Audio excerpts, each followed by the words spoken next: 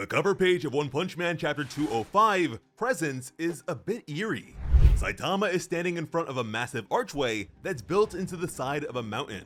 In the sky, we can just barely see the moon, which is pretty much like God's vacation home at this point. There's also a big, humanoid shadow being cast on the side of the mountain. With that being said, this cover page does not hold any actual significance to the narrative at all. That's only the case when they doubly serve as the first page of the chapter, which this one does not, especially since right now, Saitama is busy eating curry udon with Monako. Suiru managed to fend off Mars and Coco with minimal effort. Mr. McCoy explained that Suiru's principles are that he has none. He's totally carefree, but his strength is unquestionable. We can also see that Mars is only using one arm since he messed the other one up against Darkshine. Suiru was totally calm. Then he delivered a swift kick to the cyborg's gut. This pushed Coco away and into another person who wondered if he was alright. This is A. He's a hitman with a special A-class bounty.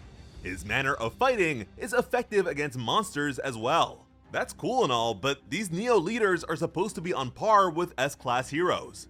For reference, Galewind and Hellfire Flame are both considered S-class criminals. Puri Puri Prisoner is also in S-class and is very much a criminal. A was able to join Neo heroes under the condition of constant surveillance. And I really hope the special part of his classification justifies this decision. Creepily, A told the others to try not to hurt themselves. Sekingar introduced himself as a member of the intelligence division.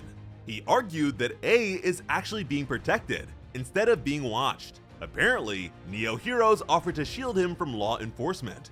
Wild Emperor was the one to respond instead of Mr. McCoy. He expressed that the Hero Association is also trying its hand at enlisting outlaws. Again, they have Puri Puri Prisoner. But there is also the intent to have Garo replace Silverfang once his community service is over. Wild Emperor went on to say that by controlling their abilities, it's possible for them to become role models befitting their station. And given the current circumstances of mysterious beings being on the rise and becoming more and more powerful, he couldn't say it was totally unreasonable. Mr. McCoy was pleased by what he heard. He introduced Wild Emperor as a former S-class hero. Apparently, the Neo heroes are very grateful for the transfer of such a young genius. They even expect him to lead the Neo heroes sometime in the future. The criminal elements of the room clung to his wording of control and use. A told the kid to try his best. Wild Emperor was unfazed and agreed to do exactly that. Unbeknownst to everyone else, Sekingar and Wild Emperor were communicating with one another. With this little routine of theirs, they managed to identify the financial backers of Neo heroes. Sekingar was impressed by how smooth Wild Emperor was. As a reminder, these guys are working undercover to discover the truth behind Neo heroes. Immediately after leaving the Hero Association, Sekingar installed some high-performance upgrades that Wild Emperor provided.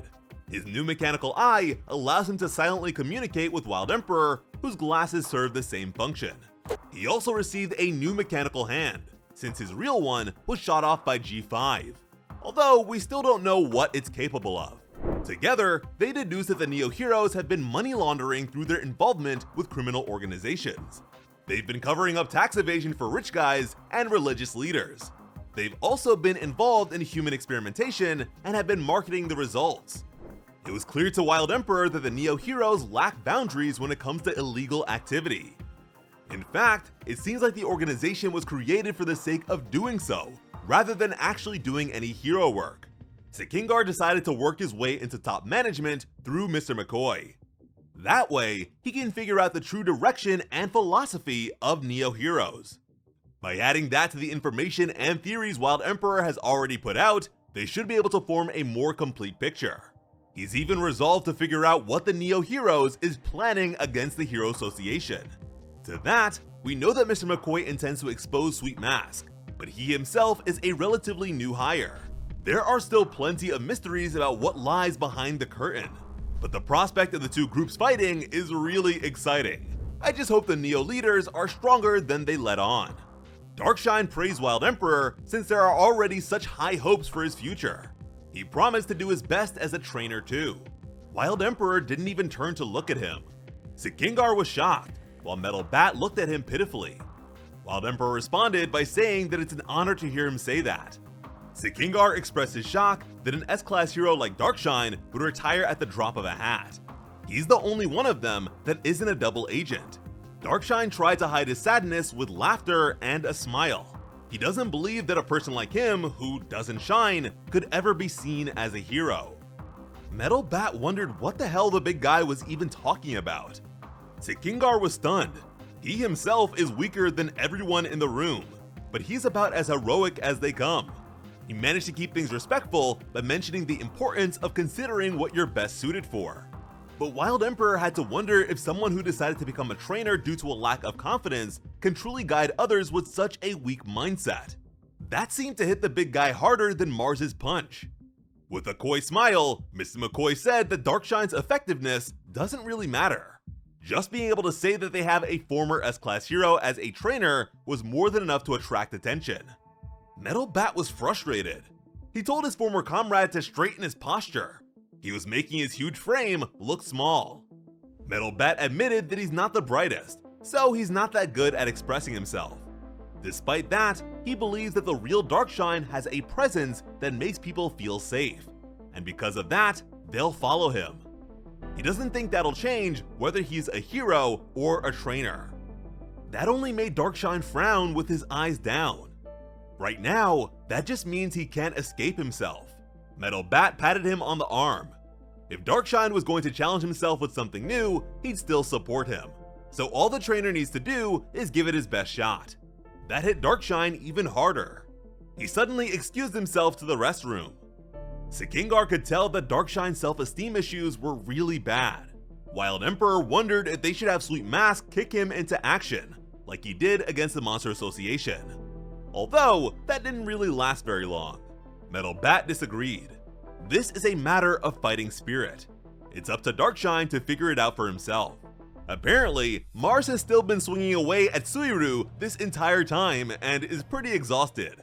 He told the fighter not to underestimate him as he went for another hit. Suiru took in the room of so-called heroes and contemplated. They are nothing like Saitama. This is not what he signed up for. Mars was at his limit. That's when two new figures approached, wondering if there was some sort of conflict. Mr. McCoy introduced them as the agents in charge of Neo Tower's security. They are former mercenaries that handle anyone who breaks the rules. As for what rules this criminal enterprise enforces, we don't know. But we do know that their names are Destro and Element. And now that we have the introduction of another female character, give us your best guess for how many chapters it'll be before Murata features her on a cover page. As always, I'm Slice Otaku. Thank you all so much for watching and have an awesome day. I love you.